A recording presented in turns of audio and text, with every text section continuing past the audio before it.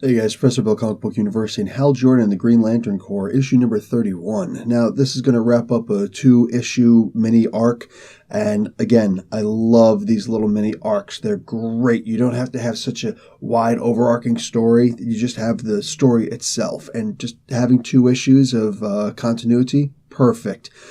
So, basically, you have Superman joining up with Hal Jordan. They show up. There's these aliens from this other planet that are trying to I wonder if these guys are actually in the long term, because I don't ever remember seeing these guys before, but they're indicating that they've actually got a history with Hector Hammond. Interesting.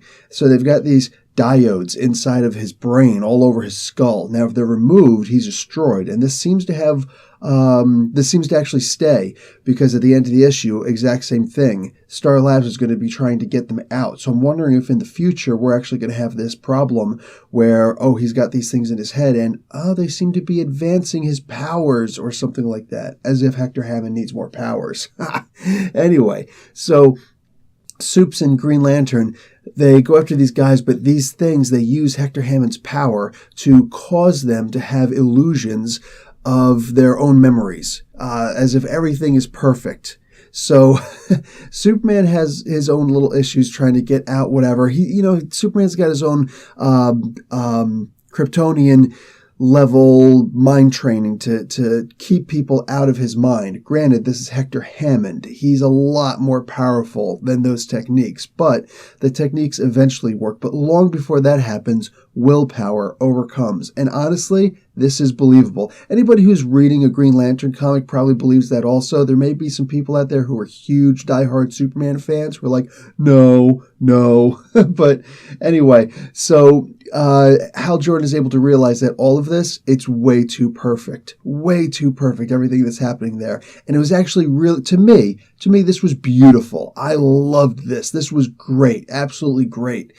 So they get out, they beat up the bad guys. Superman almost loses it twice. The second time, however, it's because he's actually being controlled by Hector Hammond, who's trying to commit suicide by Superman. Yeah, this was actually pretty good also. The comic ends on a great note. I love the idea that Supes was inviting Green Lantern, hey, you still want to go get that bite to eat? John and Lois would love to see it. He's like, next time, I got something else to do. And he's going to go and try and bridge that gap between him and Carol. Oh, man. Wow, that's great. I honestly, with all these two have been through, I'd love to see him getting back with Carol Fenris. That would be great. But right as this is about to happen, he gets called out. Dark Star is apparently starting some trouble in another sector. That's messed up. And he's asking, can I just have a couple of hours? And it's like, man, not cool. You really feel for the guy. Guys, I'm going to give this comic an A+. There was zero wrong with this comic, and every single thing was just done right. I loved this comic. Great issue. Great way to wrap up a 2-issue mini arc. So it looks like next issue, we're going to be dealing with Hal Jordan going off and fighting Blackout. The Batman Bruce Wayne version of Green Lantern from Metal. So it's going to be a crossover, and I'm a little bit terrified to see how he's going to beat these Cthulhian monsters.